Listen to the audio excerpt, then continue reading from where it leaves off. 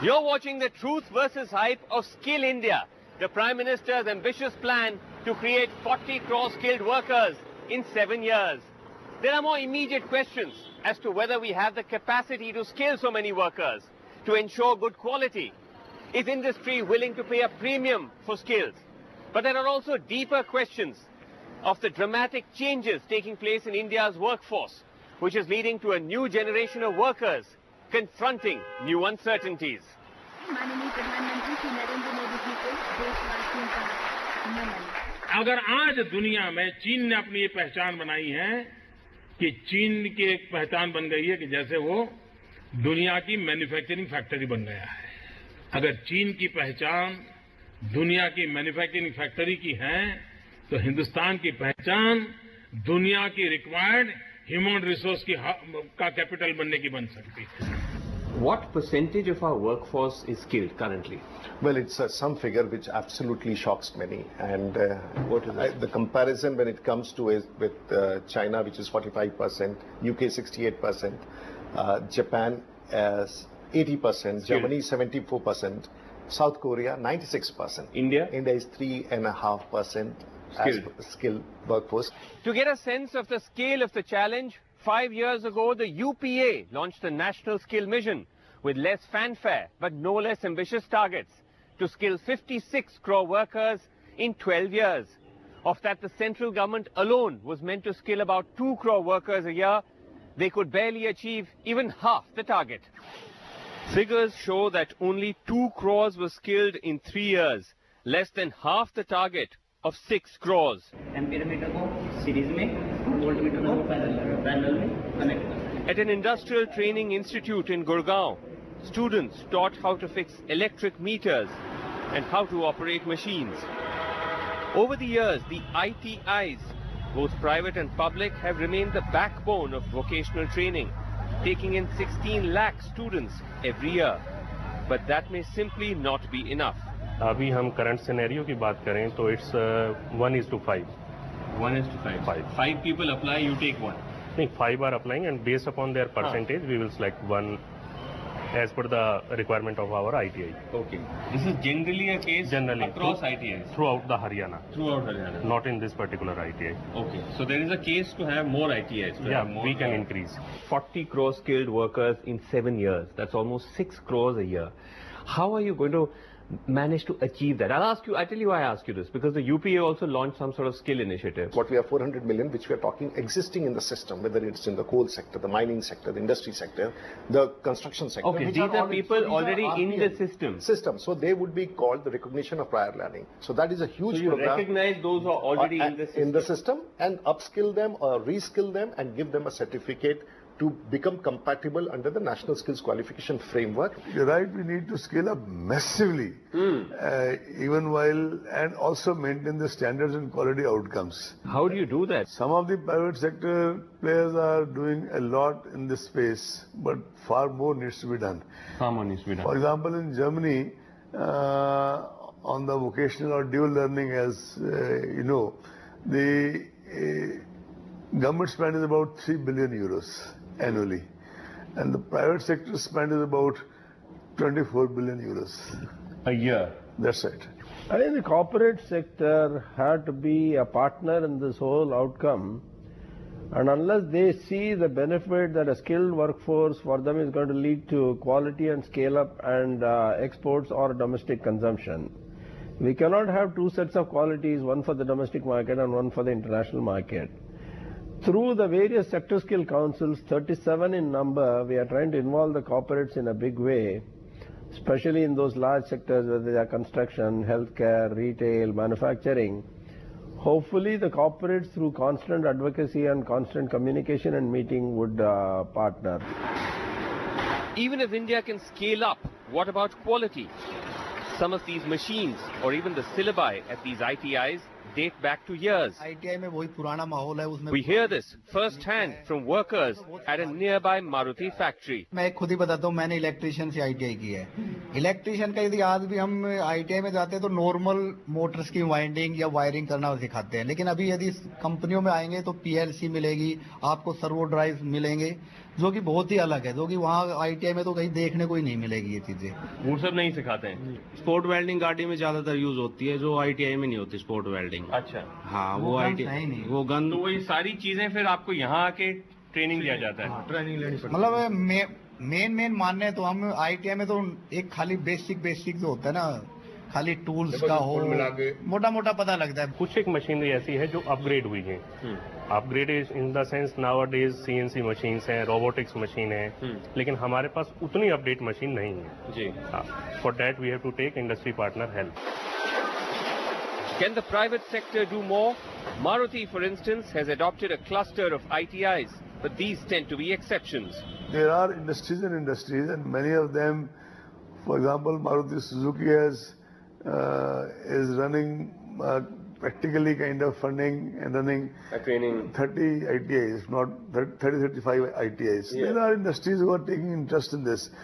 Ultimately, it is in industry's own interest, frankly speaking, to be paying a higher compensation as an incentive for reskilling and upskilling. Workers gather outside an automobile parts manufacturer in the Gurgaon Manesar belt. This man, a B.Tech from Uttar Pradesh, specialist in mechanical engineering. But now he works as a maintenance man. जैसे आप जब join आपने किया था, आपका already BTech हो गया था। हाँ, ऐसे भी लोग हैं जिनके पास बीटेक नहीं है, डिप्लोमा वाले, आईटीआई वाले हैं और पॉलिटेक्निक वाले हैं। पॉलिटेक्निक वाली है, वो मिनिमम क्वालिफिकेशन है, मिनिमम क्वालिफिकेशन। सभी एक लेवल पे ही आते हैं।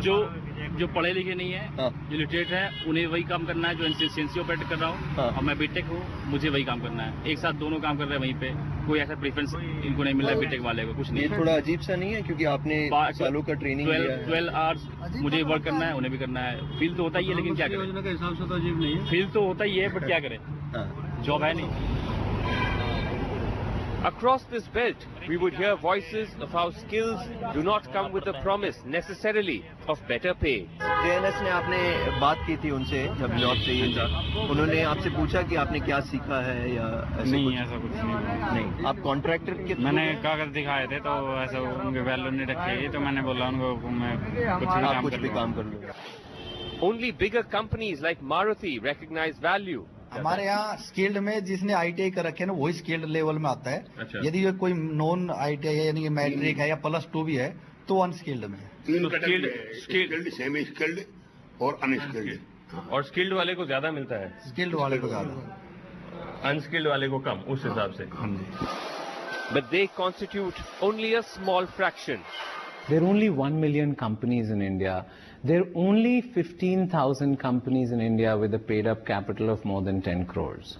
So I think the skill premium and productivity of enterprises and productivity of individuals is basically what the agenda is for this government. But what happens is, what's been happening so far is that corporate sector has been, quite at certain levels, at certain sectors and in certain areas, have been content with taking low-cost labor and putting in their efforts to skill themselves.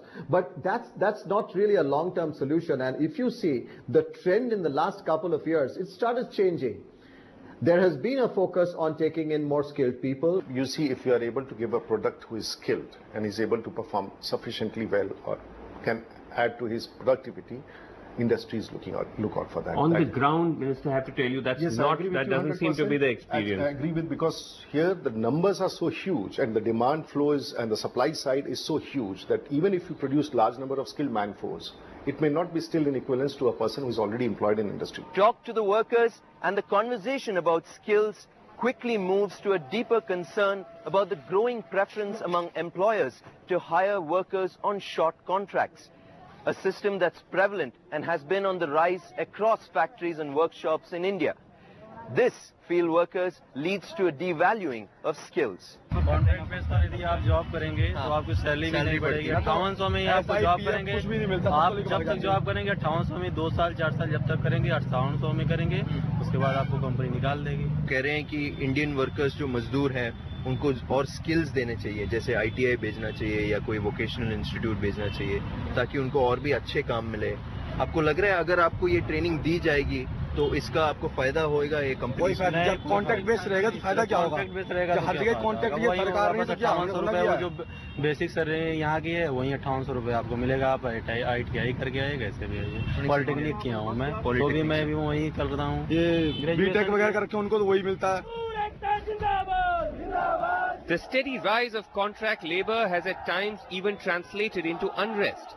The Maruti strike of 2011 and violence of 2012.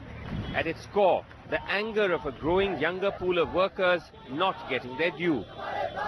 कंपनियां, उद्योगपति सीधे तौर पे मुनाफा कमाने के लिए ही ऐसा करते हैं, लेकिन वो हवाला दूसरे तरीके से देते हैं। हवाला ये देते हैं कि प्रोडक्शन की फ्लेक्सिबिलिटी के लिए हम कॉन्ट्रैक्ट लेवल लेते हैं, बल्कि ऐसा नहीं है। ये ऐसा इसलिए है कि मुनाफा ज्यादा, जैसे सपोज करो एक कैजुअल वर्कर को 8,000 देते हैं और वहीं एक जो रेगुलर एम्प्लॉइज है उसको सपोज करो 30,000 देते हैं या 25,000 देते हैं। और क्या बेनिफिट्स मिलते हैं परमानेंट वाले को जो कैजुअल को नहीं मिलते? मेडिकल फैसिलिटी है, ट्रांसपोर्ट फैसिलिटी है, हॉस्पिटलाइजेशन हो गया जो आपने बता दिया, वो हो गया।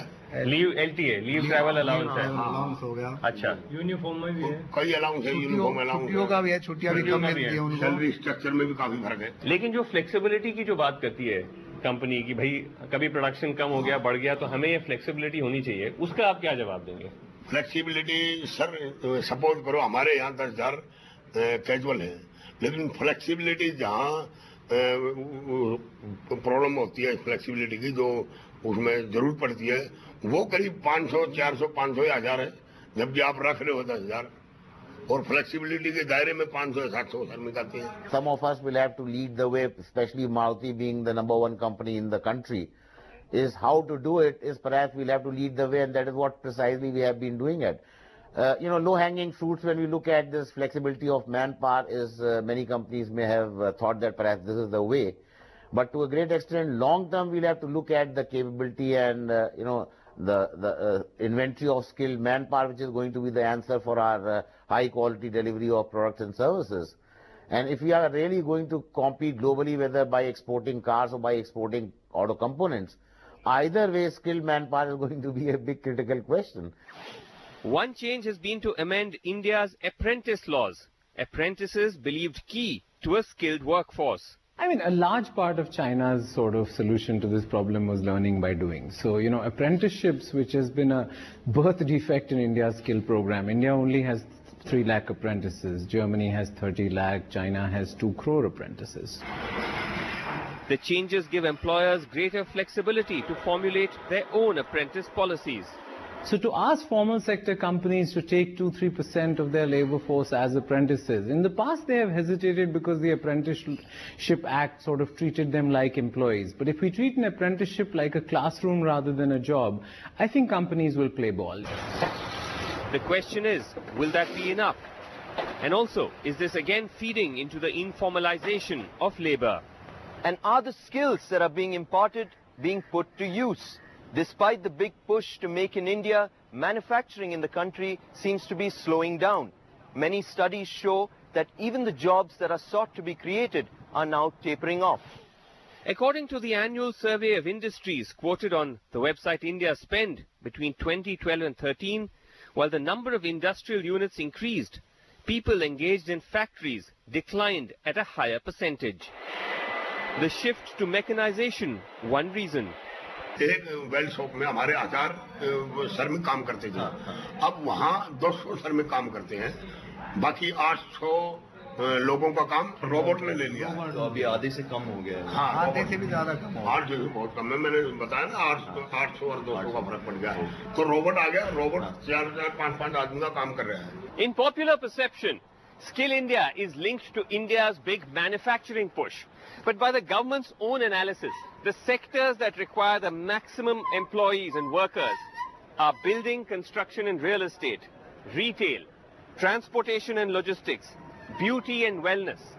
Is there a mismatch between the jobs that are being sought and the skills that are being supplied? Yes, that is the whole problem. If you look When they say that 15% of the engineering graduates are unemployable or 17% of management graduates are unemployable, it's because of reason this.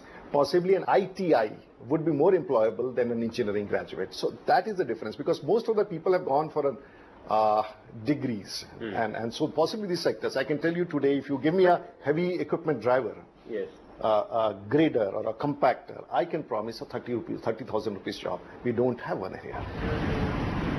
In a construction site for the expanding network of the Delhi Metro, these are men from Uttar Pradesh. मजदूरी कर रहे हैं। यहाँ कोई metro का काम चल रहा है? हाँ, मेट्रो काम चल रहा है। दिल्ली से ही हो या बाहर से आए हो इस काम? बाहर से आए।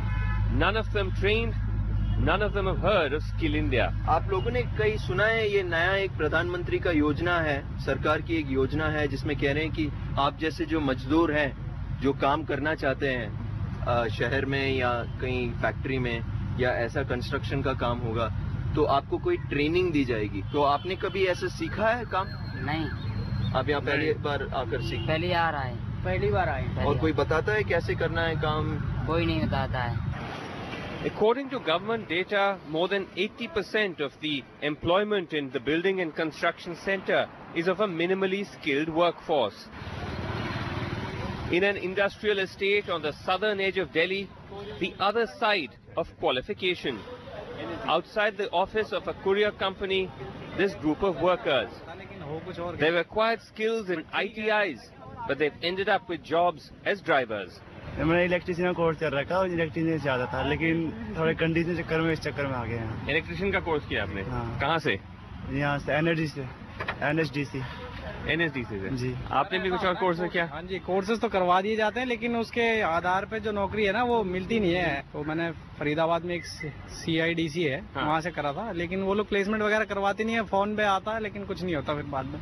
अच्छा। हाँ जी। और लोगों ने भी कोई कोर्स वगैरह किया है यहाँ पे? सरकार कहता रही है स्किल डेवलपमेंट है, तो लेकिन उसी बेस पे आदमी को नौकरी नहीं दी जाती है। आदमी कर लेता है कोर्स, जाता है वो दूसरे ट्रेड में लगा दिया जाता है उसको। How do you bridge this gap then? That is what I am supposed to do. That is what the Prime Minister has asked me to do. And someone who is passionately doing about it. Everyone thought, what is this skills and all. Today everyone, at least we have put things in place, and the Prime Minister feels so strongly about it. He says, just carry on. Give it a shape, give it a structure, align it with the states. Coming up, India's biggest invisible workforce. Where does it fit into Skill India?